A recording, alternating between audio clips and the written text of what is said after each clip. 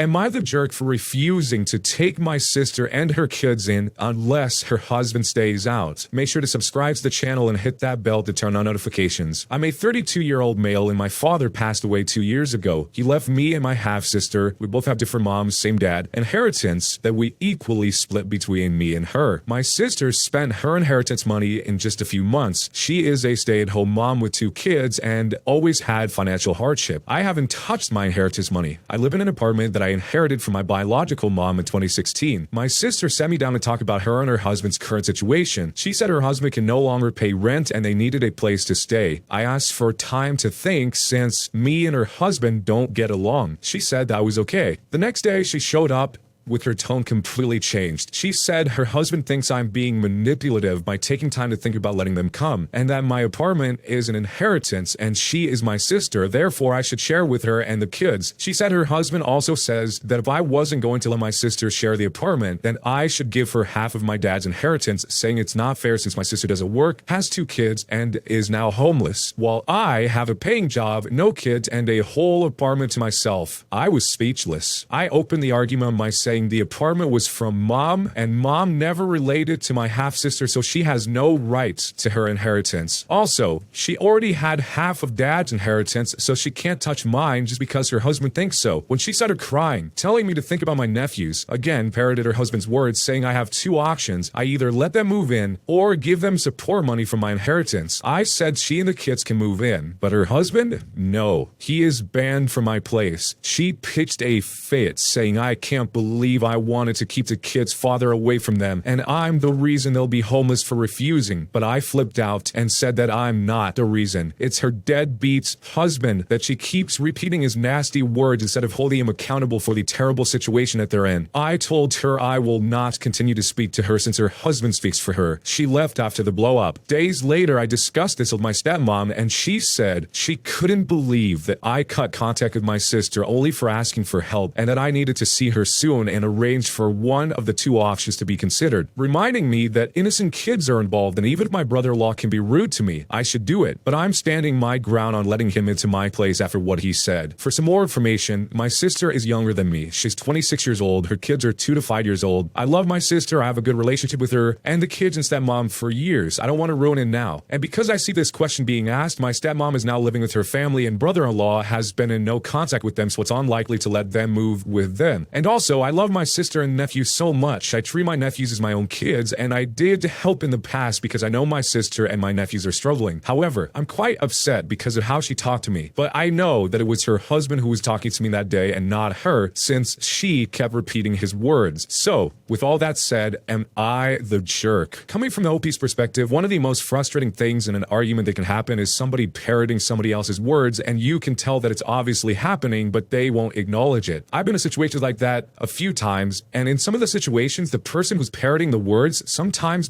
doesn't even realize that they're saying words that are not even their own. They're just repeating things that they heard, not critically thinking about the situation on their own and presenting their own thoughts. There's a difference between loyalty to your husband and just turning off your brain and saying the words that you've already heard said to you. It's hard to say which one that is in this case, but it seems like the OP seems to think it's the latter. I also get the frustration that the OP has by trying to shift the blame on the OP for not letting everyone stay at the apartment when not even acknowledging the reason for being in the situation in the first place. Obviously, there are situations where hardships happen to people and has nothing to do with their decisions, it just happens to them, but the OP seems to be implying that this is not one of the situations. Specifically, the line where the OP says it's because of her deadbeat husband and her not holding him accountable for the terrible situation that they're in. So that one line says a lot about how the OP sees the situation that they got into. So if you were in this situation and you had a sibling that had a spouse that you couldn't stand and they wanted to stay at your place, what would you do, and jerk or not a jerk, and why? A farmer leases land from a landowner. The landowner has the farmer do all the hard work of getting the soil ready and having a crop coming, and right before the harvest season tells the farmer he can't renew his lease. The reason being is because the landowner wanted the $1.5 million revenue for himself, even though it was the farmer that did all the work. So here's what happened. Let me preface this by noting that this revenge was not my doing, at least not exactly. It happened happened back in the 90s when I was in high school and centered around the type of school that I attended. So in case you weren't aware, it's very common in agricultural communities to have what are known as farmer schools. That's not a technical term, but more just something easy to define them. The schools are generally organized by the local farmers, and while you still study the various courses needed to get into college, you also study farming technology courses and get the credit hours for work study, i.e. working on one or more farms. The area I lived in was surrounded by a large number of farms which grew cotton primarily. So during the year, we would spend time out in the field, both tilling, planting, and harvesting. One of the farms near the school was this 1,000-acre spread that, like the others, grew mostly cotton. Although, sometimes they rotated to soybeans and silage, which is basically corn, but you don't have to harvest it. This farm had a long partnership with the schools, so the students provided near free labor for the farmer. The farmer leased his property from some out-of-state owner and paid them a portion of the revenue from the harvest. Imagine my surprise when I and many of the classmates arrived at the farm to do our work study, and the farmer instructed some to crew the sprayers and start spraying herbicide in the fields, while others, myself included, were to take tractors and discs and plow everything under. The farmer wanted every square inch of the fields returned to just dirt. We were shocked, to say the least, but after some discussion, we set to work. It took us the better part of a weekend to do so, and when we were done, the field was in a beautiful, if barren, state. The farmer thanked each of us personally and paid us about $500 each. This was quite the sum for a 90s high school student. We returned to the school, told our headmaster that the contract was completed, and he informed us that the farmer would no longer be working with the school and would be sent to one of the other larger farms for the rest of the year and our work study. It was probably 2 or 3 months later before word started going around about why we'd been instructed to destroy the crop. Granted, these were just rumors, but based on how things turned out for the farmer, I suspect there's some truth to it. So apparently the landowner had decided that he was going to not renew the lease the farmer had on the land. This lease renewal just so happened to fall a few weeks before the harvest season would start. Given that the average cotton farmer earns about $1,500 per acre, a 1,000-acre farm would easily net the owner $1.5 million, about $500,000 of that being pure profit. I don't know what the farmer's lease was, but it stands to reason that he wasn't anywhere near that. So this landowner had figured out a neat little trick. Let the farmer get a good crop planted, then refuse to renew the lease. The farmer would just leave the plants in the field, and the landowner would just need to pay some contractors to come harvest it, and they'd earn a profit. Since at the time the farmer's lease wasn't up yet, he decided to prevent that from happening. His active revenge against the owner was to prevent them from cashing in on their hard work. Sure, it destroyed his farm, and he had to sell off most everything he owned to buy some property for himself, but he proved a point. The owner tried to sue the farmer, though he, the owner, really didn't have a leg to stand on, or so I was told. I think the court ruled that since the farmer was still under the lease when he had the land tilled under, then it was his property to do with as he wished, and thus the landowner couldn't tell him what to do with his property. I learned a rather valuable lesson from that man, beyond what I even learned about farming. The lesson was never, ever cross someone with nothing to lose. One last piece of information about the actual crop. Cotton is one of the few crops which leaves a negative nutrient value in the soil, meaning that after the harvest, even if you till the dead plants under, or even if you till them prior to the harvest, you won't have as many nutrients as you started with. That's why farmers will plant another crop, usually winter wheats, in place and then till under rather than harvesting it. This is something called green manure, but it works to put nutrients that the cotton pulled out of the soil back into it. While the ground wouldn't have been completely dead or sterile, any crop planted on that tract of land without further treatment of the soil wouldn't have produced the same acre per acre yield that a comparable crop would have had he gone to harvest and planted the secondary crop, which meant that the landowner would either have to plant the green manure and spend money that way, or pay by the ton to use artificial fertilizer. So, was he the jerk for doing this to the land? What the landowner tried to do to the farmer was dirty. He basically tried to get a year's worth of free labor leading up to the harvest in order to extract the full $1.5 million or $500,000 profit without doing the back-breaking work that I'm sure it takes in order to pull off this entire operation. In the end, I'm glad that the farmer was able to get his own land, but man, he really backed this farmer up against the wall and tried to pull one over on him in such a dirty way. If he just would have let the farmer renew the lease until the harvest season was over, then maybe he could have got the land back in an acceptable form that wasn't totally drained of all of its nutrients and destroyed. but because he wanted that for himself without having to do any of the work and wanted the immediate gratification of getting the least paid up to that point and then the harvest, the greed was just way too high. So if you were in a situation, let me know what you would do, and jerk or naughty jerk, and why. Am I the jerk for refusing to help my parents even if they end up homeless with serious medical conditions? I'm a 28-year-old female and I was raised by super religious parents. It was a fight to be able to go to a normal college and not a Christian one with weird rules. When I did that, they said they will not be paid for my schooling until I, quote, come back to the right path. After struggling for a couple of months, a friend told me that the strip club she was working at was hiring. I have been dancing my whole life and I have a good figure, so I was hired pretty fast. A few months in, I dropped out of college because I was making serious money. I was making about $3,000 a week on a bad week and up to $11,000 a week on a good week. When my parents found out, they disowned me. The same goes for all of my extended family except for 2 cousins. Fast forward 9 years, I own my house outright. I own a Tesla. I don't have debts. I also own an apartment building that I rent. Stripping has a short lifespan and other investments. Now my parents contacted me. Apparently, my father lost his business during COVID. My mom has always been a stay-at-home mom and they declared bankruptcy and they are struggling. They live in an old camper. Also, my mom is diabetic now and my dad has always had heart problems and they want my help. I said no, I don't have parents anymore. And furthermore, according to the religion and church, my money was earned while sinning. So to use it is to damn your soul to hell. And I don't really want to do that for them. My mom started crying and my dad said they didn't know where they went wrong with me. That was the last of it from them. A couple of aunts and uncles called me, but changed their family helps family tune very fast when I asked why weren't they themselves helping. But now, a couple of weeks later, I'm starting to feel like I was the jerk to them because a month's income from stripping would make a really big change for them, but I wouldn't even miss it that bad. So, am I the jerk for refusing to help my parents even though they might end up homeless with serious medical conditions? In some cases, people can go by and not help and they won't feel anything, but it sounds like the OP is already starting to have that little feeling eat at her because she's starting to feel like the jerk now. And in a lot of situations, when people are desperate enough, they will overlook some of their previous principles they stuck by. So just because his money was made by sinning and I was unacceptable before, now it's probably serious enough of a situation that they just need the help regardless of where the money came from. Sometimes people call this blood money if it comes from hurting people, or in this case, I'm sure they look at it as sinner's money. One piece of one of the responses to this says that under their belief system, you are now an evil, sinning child who is making money in a terrible way, and your refusal to help them only confirms their opinion of you, which is fine. It really doesn't matter what they think, but if you still feel bad and you want to mess with their heads, help them and ask them to reconcile the fact that you are the fallen one, but you had more compassion for them in their time of need than they, the God-fearing saints, had for you and yours. Or don't, but feel good about it. Either way, you don't deserve guilting yourself over them. And the money, if you think about it, is more indirectly coming from this sinner origin because I'm guessing the majority of her money is coming from the rental apartment building that she has, which probably was originally paid for by that money, but now it's kind of changed hands over time. I assume that she's not dancing anymore because she says something about it being a short lifespan on it. But let me know what you do if you're in this situation, and jerk or not a jerk, and why. Am I the jerk for leaving the hospital after my husband called for his mom instead of me? My husband is 31 years old and he was in the hospital for a surgery that involved anesthesia. His mom came to wait with me there, but didn't speak to me because we have been having some minor disagreements. She offered me coffee, but I declined politely. Hours after the surgery, we were told only one person goes into the room for the day since he was still under anesthesia. From what I understand, he woke up calling for his mom. The nurse asked for his mom to go in and she did. I was irritated and felt like all this waiting and stressing out was happening, but I got ignored. The nurse told me that he was still not fully awake and was repeatedly calling for his mom, spontaneously. She was basically hinting that I shouldn't get worked up over a natural reaction from my husband, but I couldn't help but feel irked. I wanted to go home, so I left after 10 minutes. His mom called saying she just got out of the room after I left so I could get time with him, but instead, I couldn't wait and I went home. She said that this was not okay and that I flew off the handle for no reason. I said that her son acted like I wasn't there, but she said that he cannot be blamed for something he can't control, and I'm just being unfair to him and putting blame on him because of a disagreement between her and I. I cut the conversation short after I sensed that she somehow blamed me for being unacknowledged and ignored. Her husband texted a letter saying that I'm being hostile over nothing and that I should focus on my husband's health instead of acting petty, but I don't think I did anything that qualifies as petty. So, am I the jerk for leaving the hospital after my husband called for his mom instead of me? The guy was coming out of anesthesia. He's probably in a total fog state of mind. The OP seems like she's holding her husband totally accountable for just coming out of surgery and not being able to think 100% clearly. I mean, the guy could probably think, I'm guessing. The nurse even took it upon herself to explain that to the OP,